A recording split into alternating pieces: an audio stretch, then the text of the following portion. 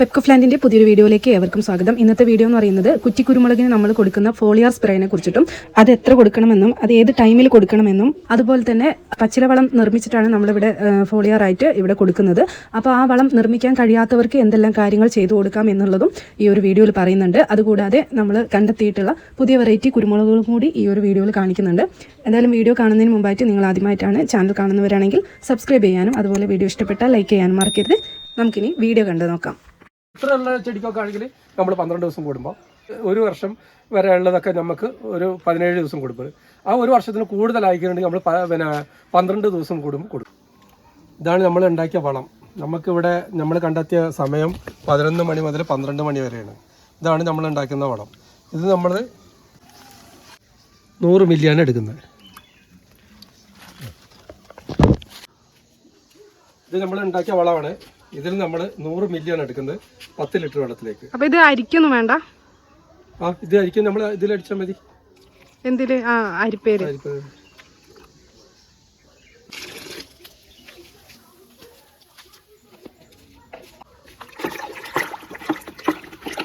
നമ്മൾ ഈ വളത്തിൽ എന്തൊക്കെ ഇലകളാണ് ചേർത്തിരിക്കുന്നത്? ഏതൊക്കെ ഇലകളായിരുന്നു അത്? പിന്നെ നമുക്ക് മുരിങ്ങച്ചപ്പ്, പ്ലാവിൻ്റെ ഇല, കണ്ടാനക്കുത്തി, കാട്ടുസൂര്യകാന്തി, ഉങ്ങിൻ്റെ ഇല, കമ്മൽച്ചെടി, ധൃതാശപ്പച്ച, ഇതിൽ ചീമക്കൊന്നയുടെ ഇല കൂടി വരുന്നുണ്ട്. അങ്ങനെ 8 കൂട്ടം ഇലകൾ ചേർത്തിട്ടാണ് ഈ വളം ഉണ്ടാക്കുന്നത്. അതിലേക്ക് 30 കിലോ ചാണകം, 2 കിലോ വെല്ലം, 2 കിലോ സ്റ്റെറാമിൽ, ഇത്രയും സാധനങ്ങൾ ചേർത്തിട്ടാണ് ഈ വളം ഉണ്ടാക്കുന്നത്. ഇത് 100 ദിവസം കഴിഞ്ഞിട്ടാണ് ഇത് എടുക്കുക. ഓക്കെ. ഇത് ഇപ്പൊ കിട്ടാത്ത ആളുകൾക്കൊക്കെ എന്താ ചെയ്യാ? കിട്ടാത്ത ആളുകൾക്ക് പിന്നെ അവർക്ക് ഉപയോഗിക്കുന്നത് സാധനം 3 കാര്യങ്ങൾ അവർ ഇത് കിട്ടി ഇതേപോലെ ഉണ്ടാക്കാൻ കഴിഞ്ഞിട്ടില്ലെങ്കിൽ 3 കാര്യങ്ങൾ. ഒന്ന്, അടിമീർ എന്നുള്ള സാധനം നമ്മൾ ഒരു 2 ഗ്രാമിൻ്റെ പാക്കറ്റാണത്. അത് ഒരു കുരുമുളക് കർഷകന് ആവശ്യമാണ്. കാരണം നീര് ഊറ്റി കുടിക്കുന്ന ഈ ചെറു പ്രാണികൾ, പുഴുക്കൾ, ഇലപ്പേന്, ശൽക്കീടങ്ങൾ ഒക്കെ, ശൽക്കീടങ്ങളാണ് ഈ ഇലപ്പേന് എന്ന് പറയുന്നത്. ഈ സൈഡിൽ വരുന്നത് പിന്നെ അത് സൈസ് ഒരു പുഴുവാണ് സൈഡ്. ഇതിൻ്റെ സൈഡിലൊക്കെ അങ്ങനെ ഈ സൈഡിൽ കൂടെ വരുന്നതിലാണ് ഇത് വരുന്നത്. പിന്നെ നമ്മൾ നീരൂറ്റി കുടിക്കുന്ന ഇലയുണ്ടെങ്കിൽ അതിനൊക്കെ ഏറ്റവും നല്ലത് ഓരോ മാസത്തിൽ നമ്മൾ അടിച്ചു കൊടുക്കുക.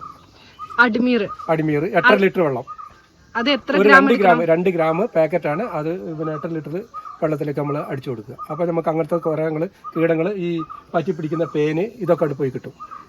പിന്നെ ന്യൂട്രിയൻസ് ആണ് പറയുന്നത്. ന്യൂട്രിയൻസിന്റെ കൂടെ നമുക്ക് 19 പോലുള്ള വളങ്ങൾ നിങ്ങൾക്ക് അതിൽ മിസ്സാക്കിയിട്ട് അടിച്ചു കൊടുക്കാം. അതിന്റെ കണക്ക് അവരോട് ചോദിച്ചാൽ മതി, എനിക്ക് വ്യക്തമായിട്ട് അറിയില്ല. പിന്നെ അതുപോലെ തന്നെ മൈക്രോ ന്യൂട്രിയൻ നിങ്ങൾക്ക് കൊടുക്കാം. അത് എങ്ങനെയാണ്? മൈക്രോ ന്യൂട്രിയൻ അവർ ഇങ്ങനെ വളക്കടയിൽ ചെന്ന് ചോദിച്ചാൽ അറിയാം. പക്ഷെ നമുക്ക് അതിനെക്കുറിച്ച് ആഡ് ചെയ്യാത്തതുകൊണ്ട് നമുക്ക് അതിനെ അറിയില്ല. മൈക്രോ ന്യൂട്രിയൻ ആണ് കൊടുക്കേണ്ടത്.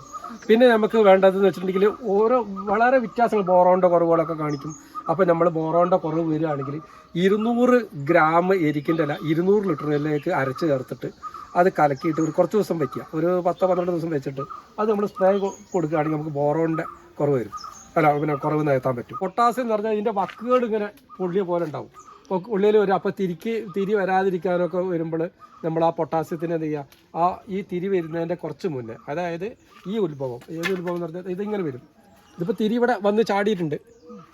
ഇതിൻ്റെ കുറച്ച് മുന്നായിട്ട് ഇതേപോലെ അല്ലല്ല, ഇതിങ്ങനെ നാമ്പ് പോലെ വരുമ്പോൾ ഇതേപോലെ വരുമ്പോൾ നമ്മൾ പൊട്ടാസ്യം മാത്രം അടിച്ചു കൊടുക്കുക. അത് എത്ര ലിറ്റർ വെള്ളം അവരോട് ചോദിച്ചു. നമ്മളിവിടെ പൊട്ടാസ്യം ഉണ്ടാക്കലാണ്.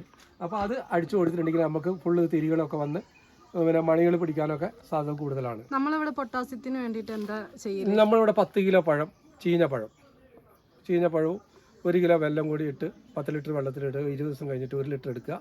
10 ലിറ്റർ വെള്ളം ചേർത്തിട്ട് അത് സ്പ്രേ കൊടുത്താൽ മതി.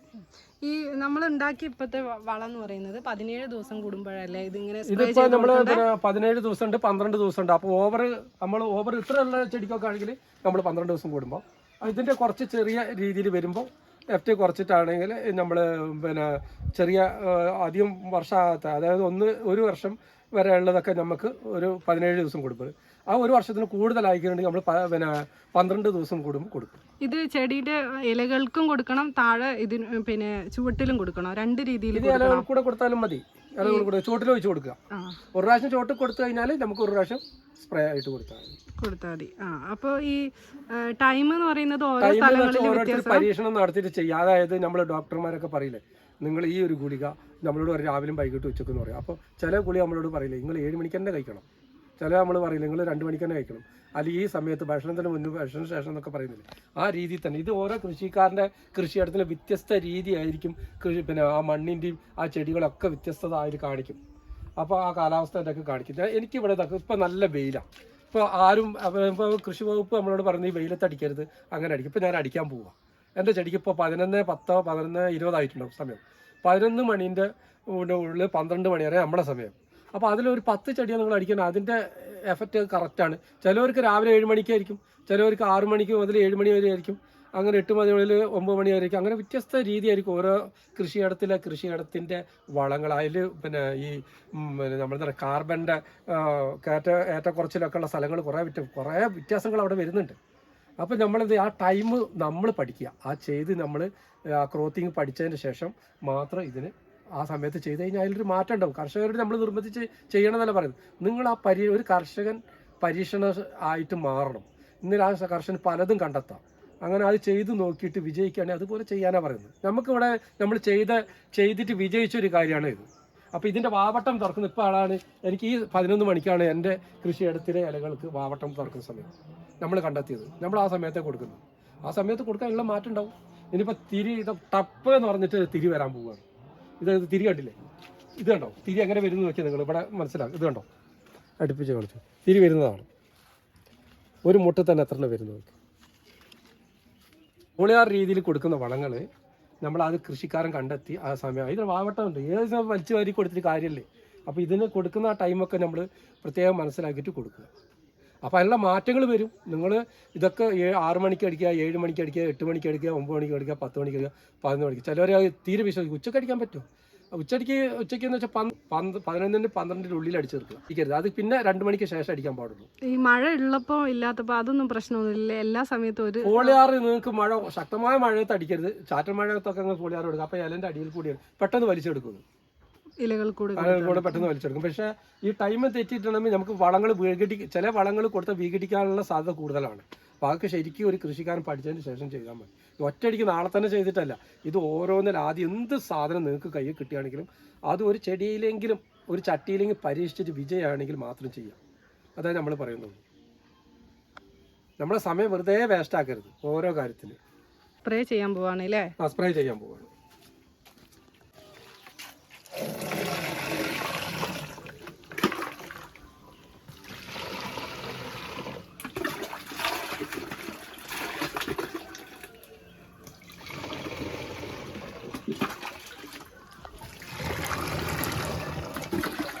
അപ്പം ഇത്രയും നേർമേലുള്ള സാധനം മതി.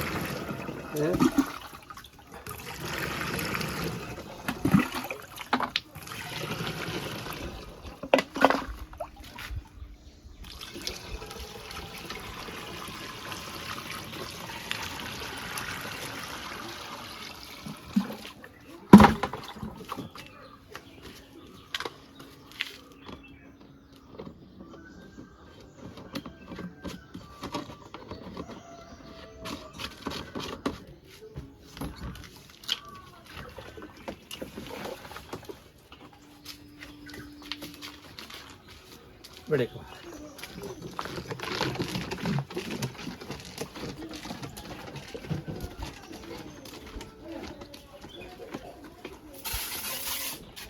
ഇങ്ങനെ നമ്മൾ അടിയിൽ ആദ്യം ഒന്ന് പിടിച്ചു കൊടുക്കാം.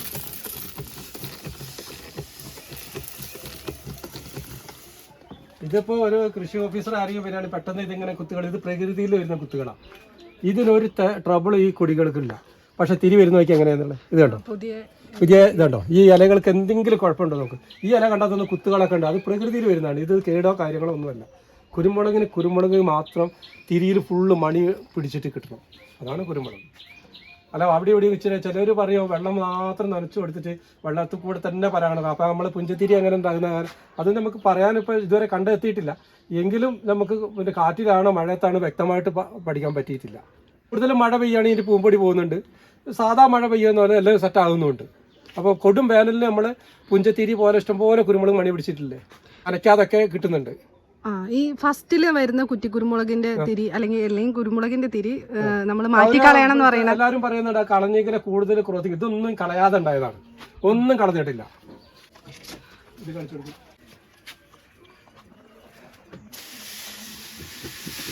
ഇതിനിപ്പോൾ സ്റ്റാർട്ട് ചെയ്യും. ഒരു ഒറ്റ ആഴ്ച കൊണ്ട് നമുക്ക് തിരികൾ പിന്നെ ഇലയും തിരിയും കൂടി ഒരുമിച്ച് വരും. ഇപ്പോൾ വലിച്ച് കെട്ടി കൊടുത്താൽ മതി.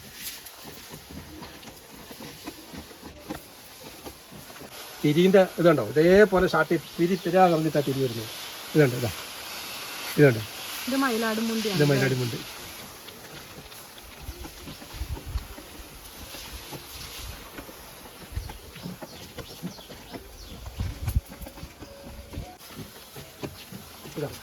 മുന്തിരിമണ്ടി തിരിയിടുന്നത് എങ്ങനെയാണെന്ന് കാണിച്ചു. തിരി വരുന്നത് മുന്തിരിമണ്ടി നമ്മുടെ മുന്തിരിമണ്ടി തിരിയിൽ നിന്ന് തിരി വന്നുകൊണ്ടിരിക്കുകയാണ്. സ്റ്റാർട്ടായി. മുന്തിരിമണ്ടി തിരിമൽ നിന്ന് തിരിവിടെ അടുത്ത് വന്ന് കാണിക്കുക. തിരിയിൽ നിന്ന് തന്നെ തിരി വരുന്നതാണ് മുന്തിരിമണ്ടി.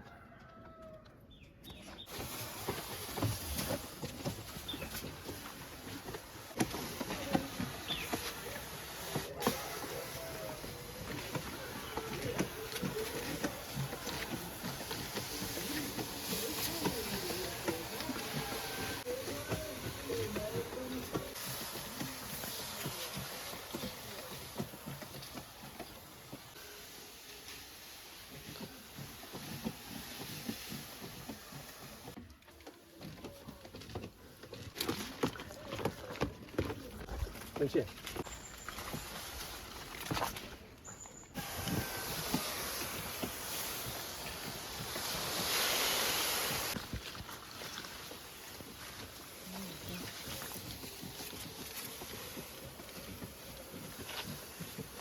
ഇപ്പം കുറ്റിക്കുരുമുളകാണ് കേട്ടോ നമ്മളെ ഇത്ര ഹൈറ്റിൽ.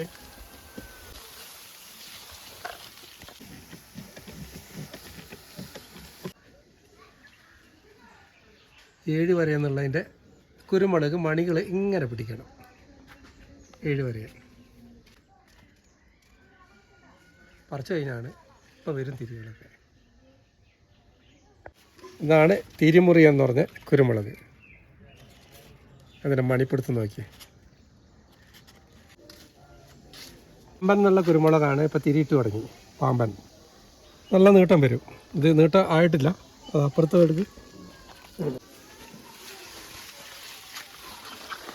പാമ്പൻ ഇതാണ് പാമ്പൻ.